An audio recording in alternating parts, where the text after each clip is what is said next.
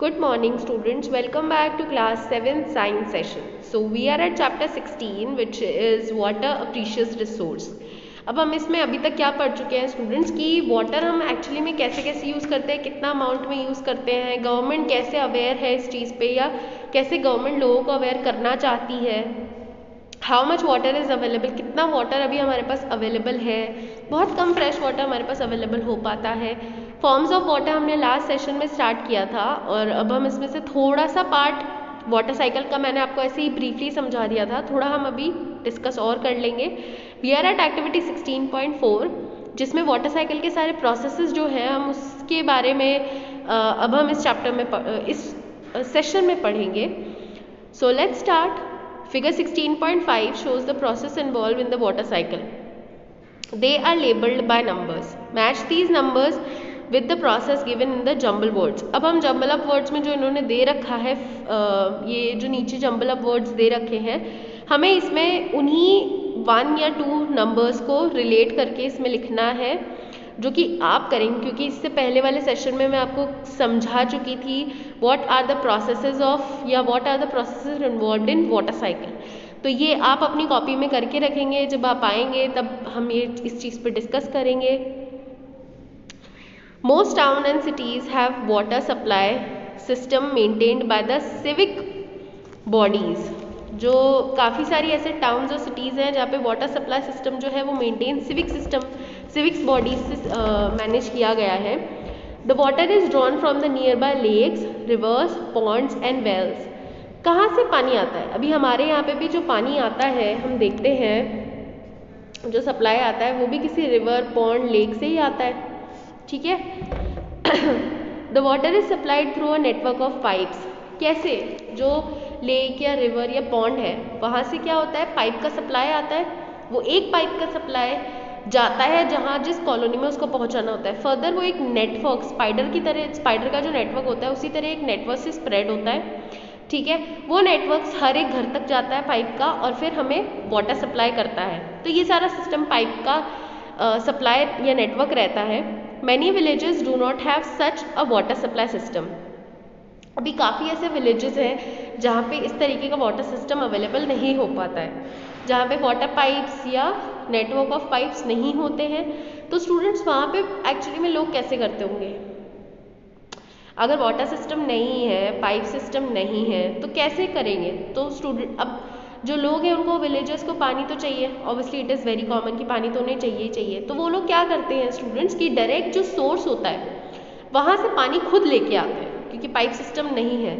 अब तो इजी हो गया है काफ़ी ज़्यादा, लेकिन अगर आप घर में अपने बड़े जो भी आपके ओल्ड एज या फिर जो एजड पर्सन्स है आपके घर में, आप उनसे बात करेंगे तो आपको यही बोलेंगे कि वो अपने सर पे मटका लेके पानी लेने जाते थे और पानी भर के उन मटकाज में वापस घर आते थे। So it was a very hectic and a very like energy required process. तो इसको ईजी करने के लिए पाइप सिस्टम या नेटवर्क ऑफ पाइप्स बनाया गया। There people fetch water directly from the sources. जो भी सोर्स है, सोर्स मतलब जहाँ से हमें बेसिकली पानी मिल रहा है या जो भी चीज़ मिल रही है, जो बेसिक स्टार्टिंग पॉइंट होता है उसको बोलते हैं सोर्स, जहाँ से हर चीज़ सप्लाई होती है। तो जहाँ जो सोर्स है वहाँ से लोग क्या करते हैं, डायरेक्टली पानी लेके आते हैं। Often people and even children walk to several kilometres to fetch water. सिर्फ लोग ही नहीं, इवन छोटे छोटे बच्चे भी पानी लेके जाते हैं, किलोमीटर्स तक चलते हैं, क्योंकि ऐसा तो है नहीं हर घर के पास कुआं है, ठीक है।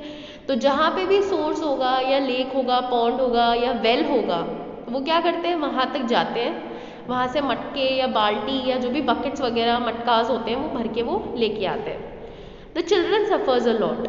अब इस चीज़ में क्या है, फैमिली है, फैमिली को पानी चाहिए होता है।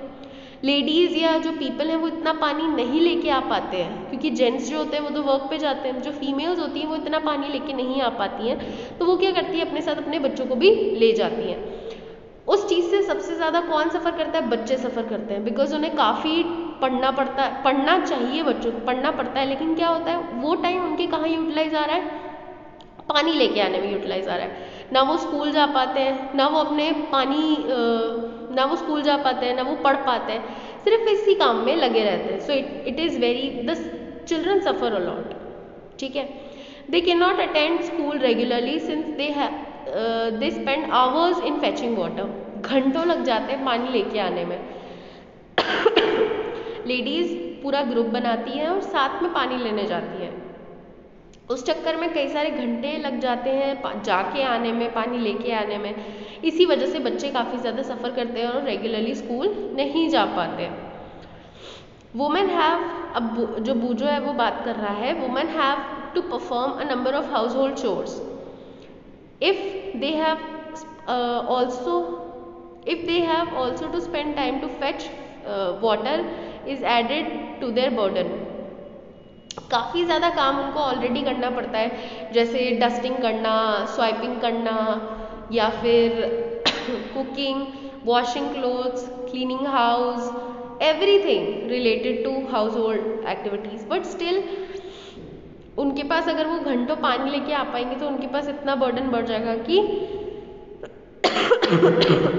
बाकी हाउस होल्ड एक्टिविटीज़ करना पॉसिबल नहीं हो पाएगा. A large number of people draw water from the wells, tube wells or hand pumps. From where do these sources get water? अब स्टूडेंट्स एक बात बताइए, आपके घर के पास भी हैंड पंप होंगे, कुएं होंगे, तो आप पानी कहाँ से लेके आते हैं? आप नदियों में जाके तो पानी नहीं लेके आते हैं, तो आप कहाँ से लाते हैं? ट्यूबवेल से, हैंड पंप से, या कुओं से, वेल जो होता है. लेकिन ये तो हमें पता चल गया कि यहाँ से तो हम लाते हैं, लेकिन ये यहाँ पे पानी भरता कैसे है? जो हैंड पंप है उसमें ऐसा तो है नहीं कि कहीं दूर से नदी का सप्लाई आ रहा है, या फिर जो कुएं है उसमें दूर से नदी का सप्लाई आ रहा है, पॉसिबल नहीं है. तो वहाँ पानी कैसे आता है? ग्राउंड वाटर से भरता है. Ground water is an important source of water. अब हम जो टॉपिक पढ़ने वाले हैं that is 16.3, ground water as a important source of water. ठीक है students, if we dig a hole in the ground near a water body, we may find the soil is moist. जो ground, जैसे कहीं पर नदी है या कुआं है या फिर कोई लेक है, ओशन है, अगर हम उसके आसपास कहीं मिट्टी में गड्ढा करेंगे तो क्या होगा? हमें मिट्टी गीली गीली मिलेगी. इसके पीछे रीज़न क्या है? The moisture in the soil indicates the presence of water underground. अगर मिट्टी गीली है इसका मतलब क्या है? उसको कहीं ना कहीं से पानी मिल रहा है, वो मॉइस्चर मिल रहा है. वो कहाँ से मिल रहा है? मिट्टी के नीचे पानी होता है. उस पानी, अगर वो मिट्टी के नीचे पानी है तो ऑब्वियसली अल्टीमेटली जो सॉइल होगी ना, ऐसा नहीं है कि सॉइल के अंदर पानी भरा रहेगा या मड टाइप की रहेगी, ज़रूरी नहीं है. लेकिन अगर सॉइल मॉइस्ट है इसका मतलब नीचे भी पानी अवेलेबल है. If we dig deeper and deeper, we would reach a level where all the spaces between the particle of soil and gaps between rocks are filled with water. अगर हम उसमें, जैसे हमें पता चल गया कि ये सॉइल मॉइस्ट है, ठीक है, इसका मतलब नीचे पानी है, हम खोद रहे हैं, इतना डीप खोद चुके होते हैं कि सॉइल के बीच के जितने भी पार्टिकल होते हैं उसमें पानी भरा हुआ रहता है. ये जो भी गैप्स हो गए या फिर जो भी पत्थर वत्थर हो गए उसके बीच में पानी भरा हुआ रहेगा. ठीक है, डीप डाउन जाएंगे ना तब ये स्टेज आएगी. The upper level of the layer is called the water table. जो the upper level of this layer is known as water table. जो इसकी अपर लेयर कहलाती है उसको कहते हैं water table. The water table varies from place to place and it may even change at a given place.